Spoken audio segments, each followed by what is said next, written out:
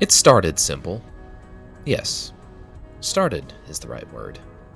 It could be described with another word, maybe the opposite, but started feels right. It started with a van driving down an icy road in the heart of winter. The snowfall had ceased and now lay still on either side of the road. Quiet, the opposite of the inside of the van. The husband and wife were already arguing even though the day had only just begun. I don't understand. The husband spoke to his wife, the pain visible in his voice. Did I do something wrong? A long moment passed. Too long of a moment. The little boy's burbles in the back seat, the only noise in that awkward silence. It's not you, she began to say before her husband's snicker cut her off. Oh my God. You really just said that. Obviously annoyed, the husband kept his gaze on the road ahead, not even wanting to give her a glance as he knew what came next. It isn't you, though. Can I have a peanut butter and jelly sandwich when we get home? The son asked his parents, briefly breaking the tension between them, before it inevitably rose again. Yes, honey, I'll make you one when we get home, the mom told her son and turned her attention back to her husband. I'm just going to ask you a question, and I want you to be brutally honest. I need to know. Are you seeing someone else? The woman sat in silence again, an old friend of hers. She wielded it like a weapon to avoid the truth, but the truth could only remain locked up for so long. And before she knew it, she opened her mouth to speak.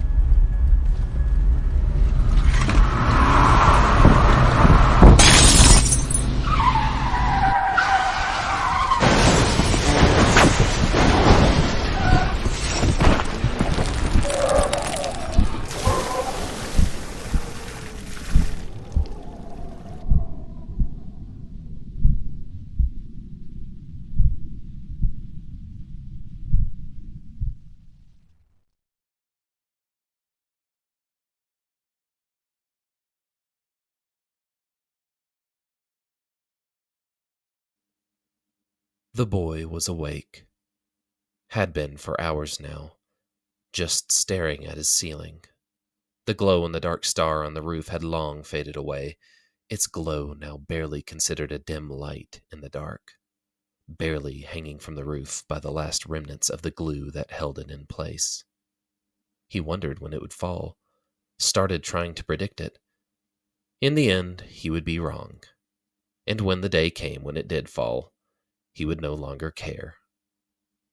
The boy heard his dad's alarm go off in the other room.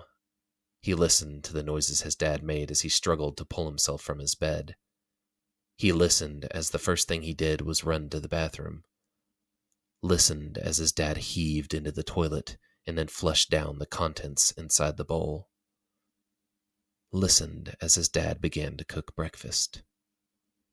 The boy knew it was most likely the same breakfast as always. He tried to predict what exactly his dad was making. There were so few options, so few things he could provide for his family. Unlike his mom.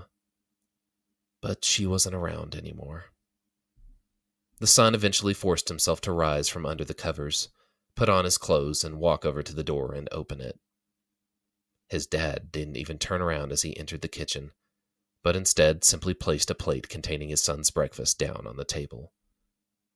The son pulled the chair out and sat down. He glanced over at the empty chair next to him, the one his mom used to sit at. Then the boy scooped up the eggs with his fork and took a bite. He had guessed granola with milk again. He was wrong. But at least it wasn't buttermilk.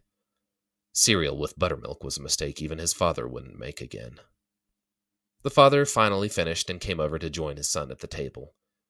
He spoke no words, just ate, and sipped his coffee, and rubbed his head. The boy was worried for his dad, sad that he was so sad. But he didn't know what to say. But he would try anyways. Someone had to try.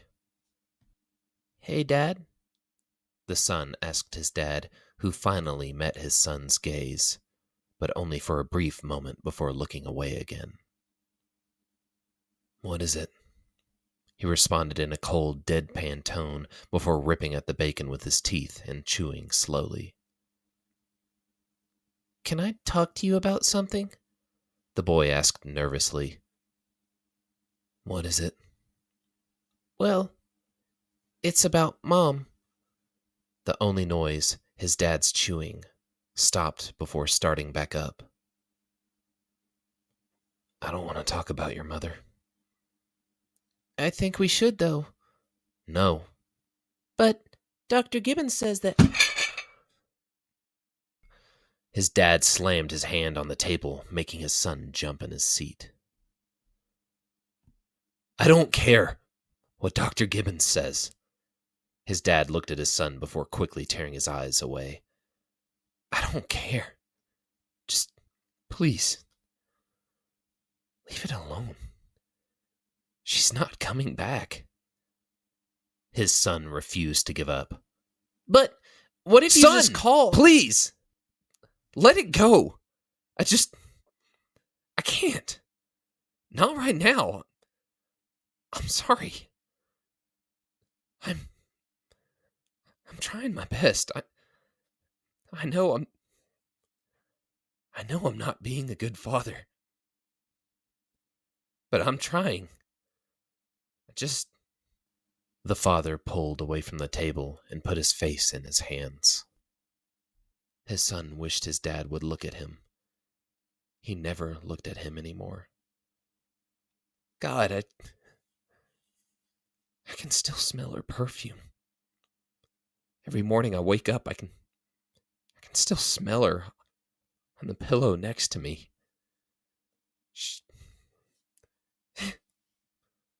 She's all I can think about. But I don't want to think about her anymore. It hurts too much." The two of them sat in the silent kitchen and would remain silent for the rest of the meal.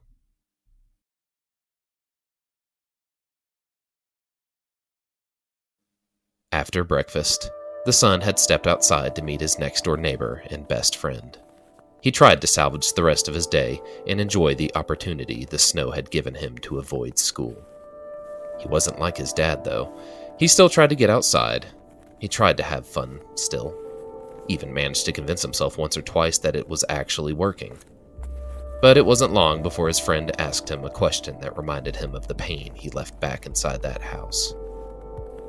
"How's your dad doing?" his friend asked, and upon seeing the other boy's reaction, tried to shift the blame for asking such a question with the truth. "My mom wanted to know." The son picked up a handful of snow as they walked and began to shape it, smooth it out, make it perfect, even though something like that could never be perfect, and threw it at a tree.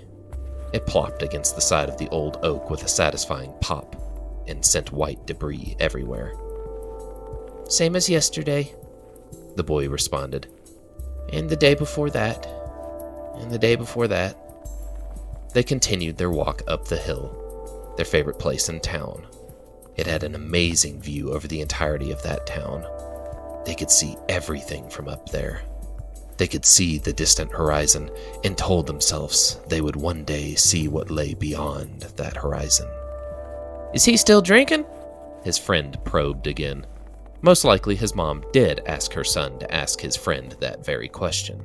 She was concerned, not just for the child, but also for the father. But it was something she could have asked the father herself. She didn't need to get the children involved. "Yes." "Do you guys still go to therapy?" "Sometimes." "Do you get enough to eat?" The son turned to look at his friend again, this time with annoyance. "I know what you're doing," the son accused, and when his friend looked away, it confirmed it. But he was trying to help, even if he spoke using his mother's words. "He's no cook, but yes, we still eat." "When was the last time you saw your mom?" his friend continued. The son let out a long sigh before finally answering. Last week, he told the other boy as they finally reached the top and gazed out at the world. She and her new husband took me out to that new Chinese restaurant on Maple. His friend turned to look at him, his eyes lit up, showing real excitement and joy for the first time today. Oh, really? How was it? But is it better than Dawei's Diner? Nothing's better than their donuts. I don't know how you don't get sick with how many of those little donuts you eat. The son finally cracked a smile and even chuckled a little bit as he bent down and scooped up another handful of snow. He began to shape it again, smooth it out as best he could. But instead of throwing it, held on to it, stared out over the calm and quiet world. Then he threw it. The boys watched the snowball fly out as far as a little boy could throw it and finally descended. It met with the side of the hill and instead of disappearing into the snow, resisted and began to roll down the hill in silence.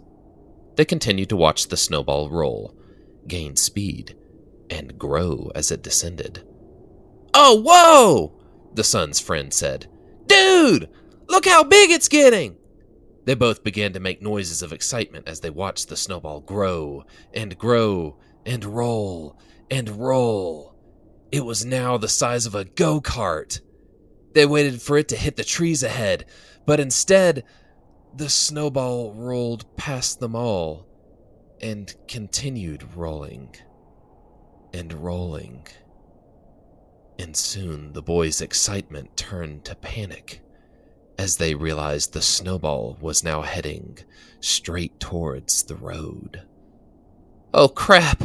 The son whispered before feebly trying to warn the drivers by shouting and waving his hands and running down the snowy hill, slipping and tripping, falling and crawling. Look out! But it was too late.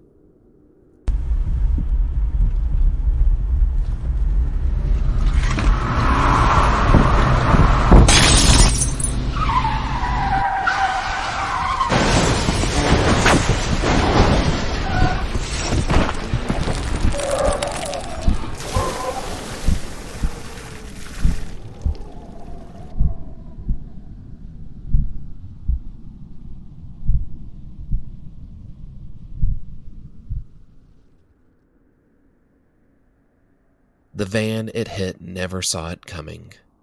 It careened off the side of the road, struck a tree, and flipped several times before landing upside down in the river. The two boys froze, as if the winter cold had gripped them in its embrace and refused to let go. And over at the car wreck, upside down in that river, it was the same. Cold, quiet, and still. The only sound from the rushing river, and the only smell of gasoline leaking into the moving water, with a faint hint of lavender.